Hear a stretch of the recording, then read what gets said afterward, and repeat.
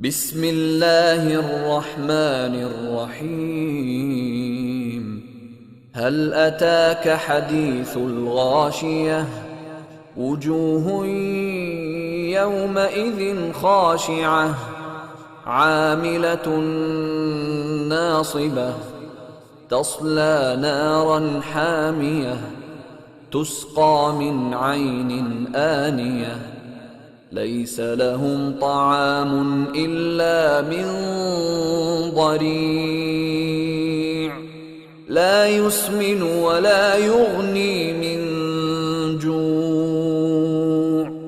وجوه يومئذ ناعمة لسعيها راضية في جنة عالية لا تسمع فيها لاغية فيها عين جارية فيها سرر مرفوعة وأكواب موضوعة ونمارق مصفوفة وزرابي مبثوثة. أفلا ينظرون إلى الإبل كيف خلقت وإلى السماء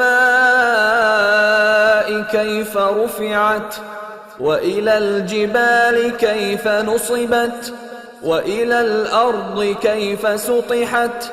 فذكر إنما أنت مذكر لست عليهم بمسيطر إلا من تولى وكفر فيعذبه الله العذاب الأكبر.